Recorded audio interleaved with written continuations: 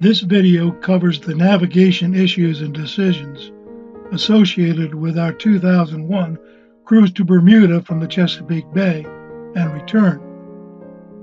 The two major factors that affected our navigation were the Gulf Stream and the expected winds. Of the two, the winds are the most important as they determine what routes are possible. The Gulf Stream is very important as well, but it defines the optimal routes, not what is possible.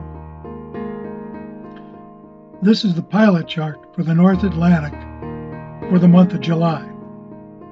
The chart depicts climatological data, which includes the distribution of wind direction and strength at various points on the ocean for this month.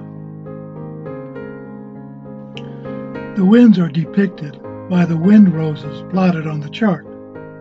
The lines coming from each rose depict the percentage of time the wind at that location is from each of the cardinal directions. The feathers on the lines depict the average wind speed in the Beaufort scale for each direction for the month of July. Looking at the wind roses between the Chesapeake and Bermuda, we should expect winds from the southwest through south more than 50% of the time. The wind should also average force 4, or around 12 knots. Because of the predominance of winds from the south, the normal strategy is to get as far south as possible in the first few days of the cruise before turning directly for Bermuda.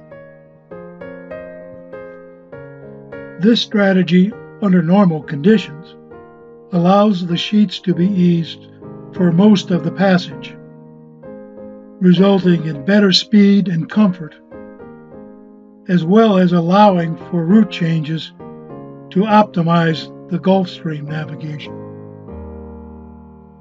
Therefore, our plan was to sail as directly as possible from the mouth of the bay to around 35 degrees north, then turn towards Bermuda.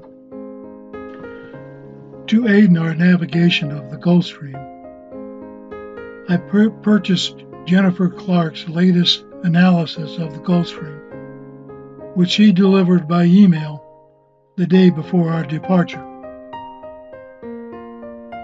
This chart shows a number of Gulf Stream eddies east of the Gulf Stream core. The eddies are clockwise circulations for warm eddies and counterclockwise circulation for cold eddies, and they represent the major navigation issue associated with the Gulf Stream. On the chart, I have plotted our potential route as the blue line, which starts south as in the route for the average winds. But this route then turns east, passing above a warm eddy, then south below a cold eddy, before turning directly to Bermuda. This route appears to be the best compromise between sailing just for the winds and just for the current. Of course, this route is based on average conditions or those that existed before our departure. Our actual track doesn't bear much resemblance to these routes.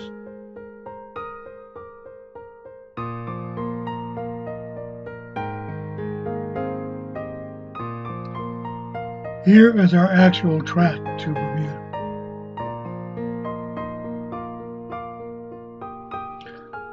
Looks pretty much like a rumline course. This is because we had light winds to calm conditions for most of the leg. We spent a lot of time motoring directly toward Bermuda. We did get caught in that cold eddy about halfway there and had to head south to get out of the countercurrent.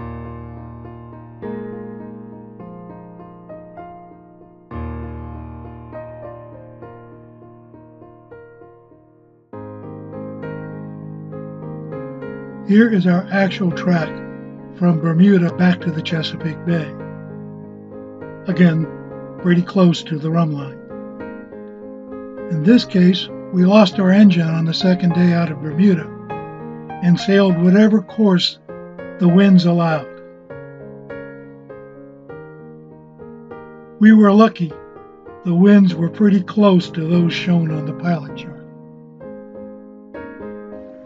So after all of my planning, other factors dictated our routes. It might appear those preparations were a waste of time.